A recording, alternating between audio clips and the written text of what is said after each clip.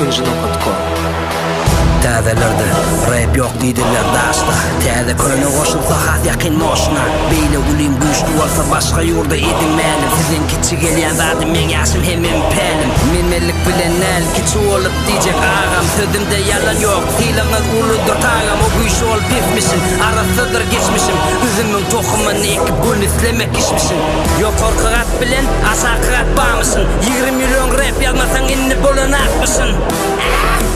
O doğur men çağırdım, neme deyin Allah'tan çuvak berse sağırdım. Sizi dinle ulolluk, hakikati bilyen ma? Bize de dinleyici, ulolup gelyen ma?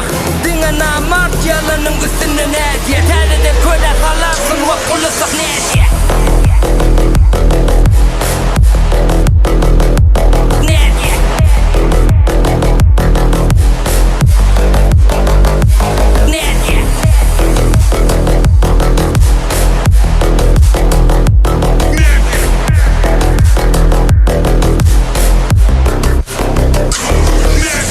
Bilmeyen vadım olsa öğredim men öğrenecek. Erkek gurrun edip durkam hayfing men yigrenecek. Vaktında yardınız, hiç hili gurrun yok. Mesin odun taraftarı, görüplük kılığım yok. Önümükte bilen täze ikisini karıştırmalı. Bolya geçen yolunuz kıyın bılları dengestirmeli. Yeke çigitten maslaya hasırlı ulu bağım. Görünyen vaktımız rapper yok deyme ağam. Hormatlı müdürler, diplomum malaysam ne diye? Ağlı bir yaşamağa kiçi olup özüme diyen. Yuvaştan da yo, meni dil edip yali. Birege hormat koysa, gov olur bar. Sizi dinle ulolluk, hakikati bilyen ma? Bize de dinleyici, ulolup gelyen ma?